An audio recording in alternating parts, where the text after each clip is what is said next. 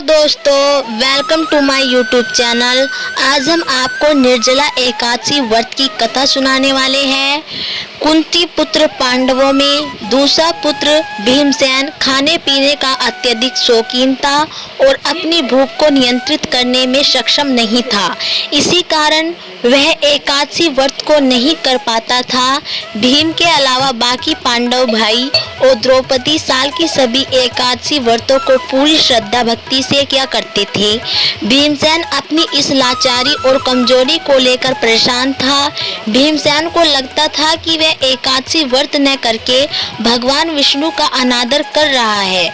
इसी दुविधा से उभरने के लिए भीमसेन महर्षि व्यास के पास गया।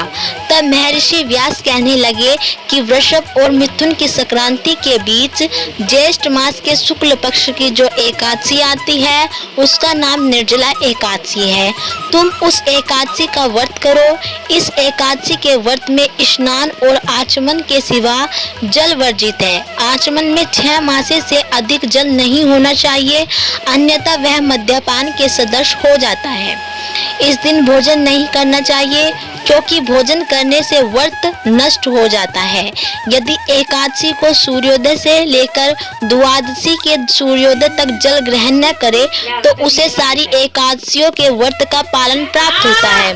द्वादशी को सूर्योदय से पहले उठकर स्नान आदि करके ब्राह्मणों का दान आदि देना चाहिए। इसके पश्चात भूखे और शतपात्र ब्राह्मण को भोजन कराकर फिर आप भोजन कर लेना चाहिए।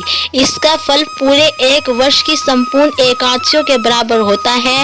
व्यास जी कहने लगे कि हे भीमसेन, यह मुझको स्वयं भगवान ने बताया है। इस एकादशी का पुण्य समस्त तीर्थों और दानों से अधिक है।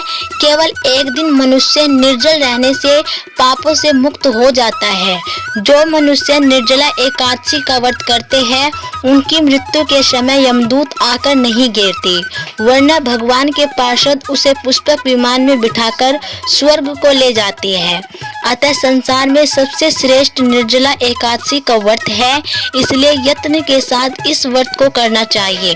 उस दिन ओम नमः भगवते वासुदेवाय मंत्र का उच्चारण करना चाहिए और गौदान करना चाहिए। इस प्रकार व्यास जी के आज्ञानुसार भीमसेन ने इस व्रत को किया, इसलिए इस एकादशी को भीमसेनी या पांडव एकादशी भी कहते हैं।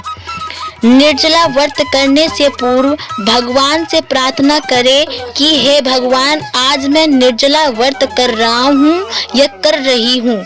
दूसरे दिन भोजन करूँगा या करूँगी। मैं इस व्रत को श्रद्धा पूर्वक करूँगा या करूँगी।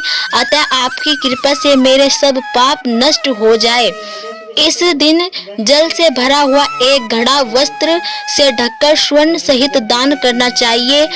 जो मनुष्य इस व्रत को करते हैं उनको करोड़ पल सोने के दान का फल मिलता है, और जो इस दिन यज्ञादि करते हैं उनका फल तो वर्णन ही नहीं किया जा सकता। इस एकादशी के व्रत से मनुष्य विष्णु लोक को प्राप्त होता है। जो मनुष्य इस दिन अन्न खाते हैं वे चंडाल के समान हैं, वे अंत में नरक में जाते हैं।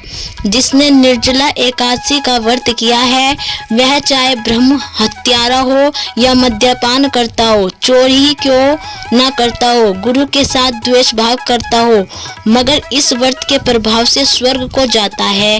हे कुंती पुत्र, जो पुरुष या स्त्री श्रद्धा पूर्वक इस व्रत को करते हैं उन्हें अग्रलिखित कर्म करने चाहिए।